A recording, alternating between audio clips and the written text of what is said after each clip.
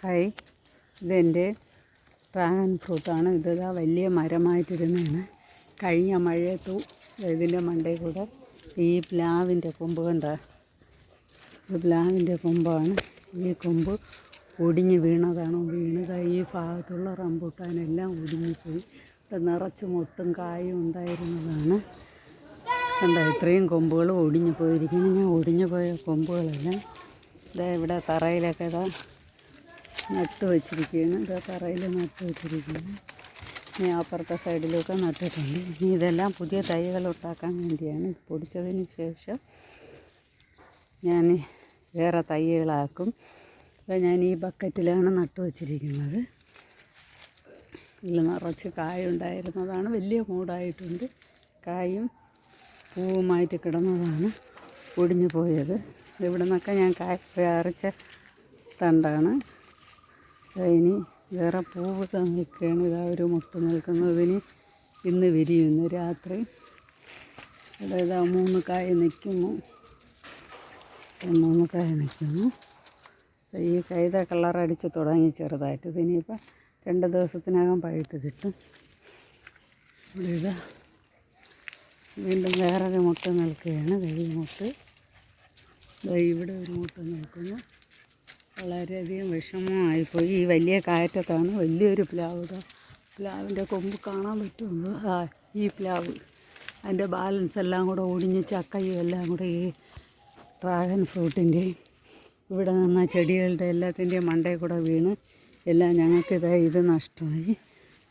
അവിടെ ഒരു തെങ്ങ് നിൽക്കുന്നു. ആ തെങ്ങ് ഒടിഞ്ഞു പോയി. അതിൻ്റെ അപ്പുറത്തോട്ട് കാണാമോ ഒരു കോട്ടക്കണ മാവ് നിന്ന് അതൊടിഞ്ഞു പോയി. ഇതെല്ലാം ഈ മഴയത്ത് ഈ കാറ്റത്ത് എല്ലാം നഷ്ടപ്പെട്ടതാണ്. കണ്ടോ, ഇതിൽ നിന്ന് കുറേ ഫ്രൂട്ടുകൾ എനിക്ക് കിട്ടിയായിരുന്നു. ഇതൊക്കെ ഫ്രൂട്ട് പറിച്ച തണ്ടുകളാണ്.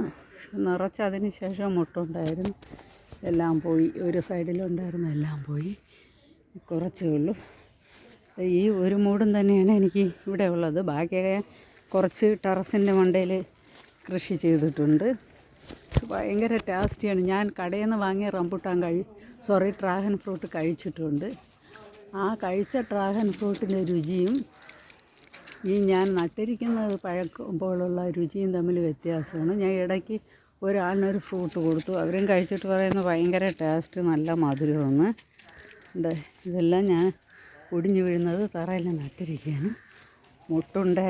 ഉണ്ടായിരുന്നു. മുട്ടുള്ളതൊക്കെ എടുത്ത് നട്ടിട്ട് ഇതൊക്കെ ചതഞ്ഞ് പോയി. ഇനി പൊടിക്കുമെന്ന് അറിഞ്ഞുകൂടാ. ഇത് വേറെയാണ്. വേറെ മുട്ടുള്ളത് നട്ടത് കാണിച്ചു തരാം. മുട്ടൊക്കെ കരിഞ്ഞു പോയി. ഇവിടെ മുട്ടുണ്ടായിരുന്നു, അതൊക്കെ കരിഞ്ഞു പോയി.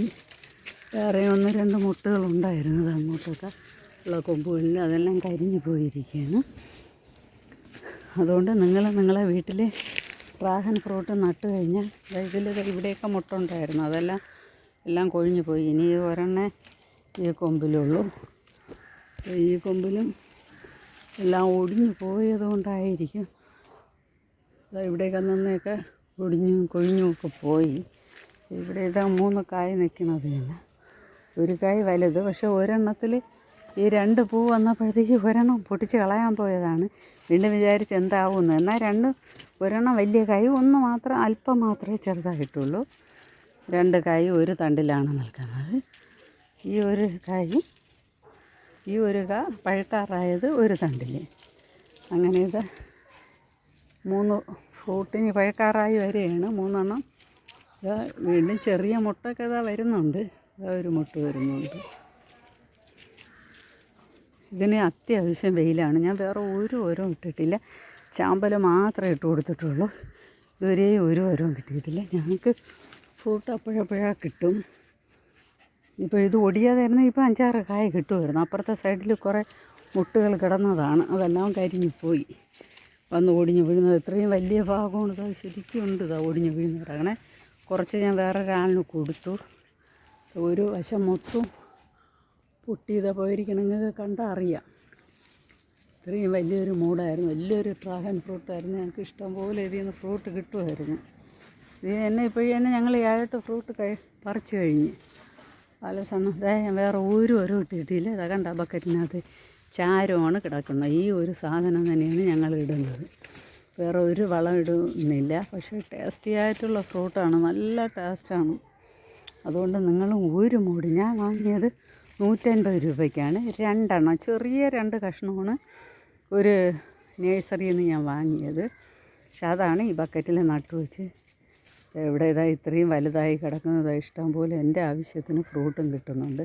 നിങ്ങളും അതുകൊണ്ട് ഏതെങ്കിലും നേഴ്സറിയിൽ നിന്ന് ഇതേപോലെ ഒരു ഇതേപോലത്തെ ചെറിയ കഷ്ണം, ഇത് ചതഞ്ഞതിൻ്റെ ബാലൻസാണ് നിൽക്കുന്നത്.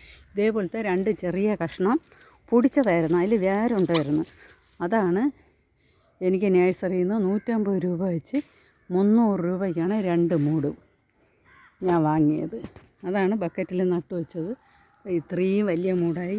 ഇതിൽ നിന്ന് തന്നെ തൈകളെടുത്ത് എൻ്റെ അനുജത്തീരെ വീട്ടിൽ കൊണ്ടുപോയി, അവളെ മോളെ വീട്ടിൽ കൊണ്ട്, എൻ്റെ അമ്മേരെ വീട്ടിൻ്റെ ടെറസിൽ അത് ഞാൻ ഫ്രൂട്ട് പഴുത്ത് കിടക്കുന്നത് കാണിച്ചു തരാം. അങ്ങനെ ധാരാളമായിട്ട് എനിക്ക് നല്ലതായിട്ട് രക്ഷപ്പെട്ടിട്ടുണ്ട്. അത് ഞാൻ ഇവിടെ ഇന്ന് വെട്ടിയെടുത്താണ് ബക്കറ്റുകളിൽ നട്ടത് അവിടെ നട്ടു വെച്ചിട്ട് ഞാൻ കാണിച്ചു തരാം.